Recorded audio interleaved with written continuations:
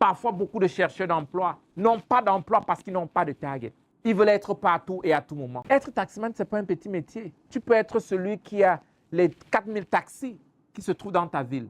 L'enfant avait faim et il y avait la nourriture. Et la nourrice ne voulait attendre jusqu'à 17 heures pour nourrir l'enfant. Et mon ami, je pense que tu vas très très bien. Et je crois que tu es en train de vraiment faire sortir le géant. Et puis, tu es en train de développer la capacité de choisir exactement ce que tu veux. Je veux te dire quelque chose. La plupart du temps, beaucoup de gens dans la vie échouent pas parce qu'ils n'ont pas la capacité de réussir. Ou bien pas parce qu'ils n'ont pas le potentiel. Non, les gens ont le potentiel. Les gens ont même la capacité. D'ailleurs, les gens sont même encore beaucoup plus doués. Ils ont plus que ce qu'il faut pour réussir. Mais le grand problème, c'est la cible. Un pistolet ne peut pas être important si tu ne sais pas cibler, avoir ce qu'on appelle le target et tirer réellement sur le target. Parfois, notre vie est de cette façon aussi. Parfois, beaucoup de chercheurs d'emploi n'ont pas d'emploi parce qu'ils n'ont pas de target. Ils veulent être partout et à tout moment. Quand ils appliquent pour être photographe, ils appliquent pour être acteur, ils appliquent pour être maçon, ils appliquent pour être fermier, ils appliquent pour être boutiquier, ils appliquent pour être modèle. Comment? Le point numéro 2, c'est d'avoir une cible. Avoir une cible. Quelle industrie tu veux t'investir dedans? Dans la vie, nous avons beaucoup de cibles. Est-ce que tu veux faire la musique? Est-ce que tu veux faire les affaires? Est-ce que tu veux être dans l'industrie? Est-ce que tu veux être dans le domaine de l'agriculture? Est-ce que tu veux être dans l'industrie de transformation? Est-ce que tu veux être dans l'éducation? Est-ce que tu veux être dans le coaching? Qu'est-ce que tu veux faire? Est-ce que tu veux être dans la restauration? Est-ce que tu veux être dans l'hôtellerie? Tu dois avoir une cible. Une des choses que je me rappelle toujours, c'est que même les enfants, quand tu demandes à un enfant, qu'est-ce que tu veux devenir quand tu seras grand? À moins d'une seconde, l'enfant va te dire. Je me souviens, on avait l'habitude de dire que certains disaient, je veux être président des États-Unis. On ne savait même pas ce que ça coûtait pour être président des États-Unis. Oh, je veux être un milliardaire. On avait l'habitude de dire des choses comme ça. Je veux être un entrepreneur. Je veux être un policier. Je veux être un taximan. Être taximan, ce n'est pas un petit métier. Tu peux être celui qui a les 4000 taxis qui se trouvent dans ta ville. J'aimerais parler sur un petit véhicule qui est le programme Inarrêtable. Imaginez un jeune que parti du bas âge, il a la capacité, l'intuition de la responsabilité. Il peut prendre des charges, que ce soit au niveau de la maison, au niveau de l'établissement ou dans son environnement. Non seulement développer les capacités à cerner des problèmes autour de lui et apporter des solutions. Toutes ces qualités, ça doit se développer. Ce programme, on l'inclut aux jeunes à partir du bas âge et d'aller étape par étape pour que les jeunes soient vraiment inarrêtables. C'est un processus qui doit être démarré et accéléré aux jeunes pour avoir ce résultat. Je veux finir par donner une illustration. Aujourd'hui, quand on regarde dans les équipes de football, on a des gars qui ont des contrats de 300 millions et plus aussi. Attends, comment est-ce que quelqu'un qui a moins de 30 ans gagne 300 millions? Ce qu'on oublie, c'est que le gars est allé à l'école de football à l'âge de 11 ans, pendant que d'autres jouaient ou bien s'embrouillaient. La personne a appris l'art de délivrer le résultat qu'il faut pour atteindre les objectifs. Donc, le projet Inarrêtable, c'est ce qui vous prépare et vous déclenche à donner le résultat que vous attendez. Je veux être, quel qu'en soit ce que tu veux être, tu peux le être, mais tu dois avoir une cible. Où est-ce que tu veux travailler? Qu'est-ce qui te plaît? Qu'est-ce qui te flatte? Dans quel domaine tu veux passer le reste de ta vie? Dans quel domaine tu veux investir tes 8 heures, tes 10 heures par jour? Tu dois vraiment choisir le domaine pour ne pas réagir sur n'importe quoi qui peut tomber sur toi.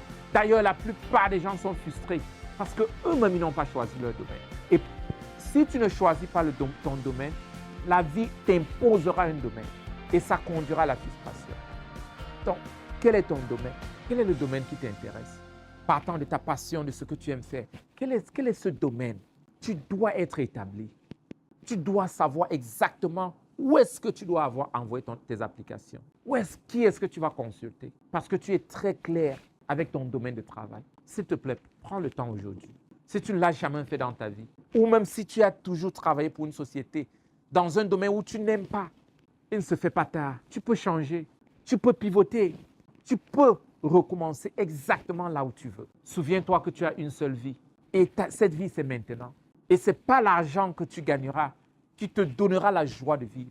Mais c'est en faisant exactement et c'est en restant dans ton domaine, ce que tu aimes faire qui te donnera l'énergie de tous les jours. Avant de te dire, OK, j'ai besoin d'un emploi, je veux changer de l'emploi, ou alors je veux travailler avec cette société, la première chose que tu dois faire, c'est de faire l'inventaire personnel. Et sur ta liste d'inventaire personnel, tu dois répondre à certaines questions. Quelles sont les connaissances que tu as? Quelles sont tes compétences? Ne te focalise pas sur un travail spécifique. Qu'est-ce que tu sais faire? Qu'est-ce que tu peux faire? D'ailleurs, ceci doit te pousser à t'ajouter plus de valeur. Peut-être tu sais parler en public, tu sais enseigner, tu sais peut-être t'occuper des enfants, tu sais cuisiner, tu sais laver des habits, tu es un bon photographe, ou alors tu es un bon acteur, journaliste. Quel qu'en soit ce que tu sais faire, fais l'inventaire complet. Peut-être tu es un expert en arts martiaux, peut-être tu sais faire la sécurité. Quel qu'en soit ce que tu fais, tu dois faire l'inventaire, tu dois le mettre sur un papier complet. Peut-être tu es un comédien, tu sais comment animer la foule. Quel est ce que tu sais faire? Ça, c'est le premier point. Maintenant, si tu as la liste de tout ce que tu sais faire, qu'est-ce que tu es vraiment bon dessus? Qu'est-ce que tu es bon? Qu'est-ce que tu fais très bien? Parce que tu peux vouloir ou bien tu peux savoir faire des choses, mais tu sais que de 1 à 10, tu es peut-être à 2 dans certains domaines et dans d'autres, tu es à 8 et d'autres, tu es plus que 10. Tu dois faire cet inventaire. Qu'est-ce que tu sais très, très bien faire? Tu peux être quelqu'un qui aime écrire. Tu peux être quelqu'un qui aime travailler avec le physique et tu le fais très bien. Tu peux être quelqu'un qui travaille avec les mains et très bien. Qu'est-ce que tu sais très bien faire? Ça, c'est le deuxième point. Troisième point, qu'est-ce que tu aimes faire? Nous sommes en train de parler de ta passion. Qu'est-ce que tu es passionné par ça? Tu peux aimer enseigner les enfants, mais n'es vraiment pas passionné pour passer le temps avec les enfants. Tu aimes enseigner, mais peut-être tu n'es pas passionné par les enseignements. Peut-être tu aimes jouer, tu aimes acter, tu aimes imiter les voix, tu aimes imiter les gens. Et quand tu le fais, tu es passionné. Peut-être tu es acteur ou actrice. Tu aimes faire la comédie et tu es passionné de cela. Peut-être quand tu travailles avec les mains, tu peux créer, fabriquer quelque chose, peut-être comme ce bureau par exemple. Tu peux aller de 7 heures à 2 heures, jusqu'à voir le résultat. Peut-être tu es passionné par ça. Peut-être tu aimes la comptabilité, tu aimes les chiffres, tu aimes dessiner. Quelle est ta passion? Va sur ta liste d'inventaire, maintenant tu sélectionnes ce que tu es vraiment passionné de ça. Et le dernier point, tu dois te poser la grande question. Pourquoi tu aimes faire ce que tu fais? J'appelle ça le big why, le grand pourquoi. Parce que quand tu n'as pas le pourquoi dans ce que tu fais, à chaque fois que tu rencontres l'obstacle ou bien l'adversité, tu vas abandonner.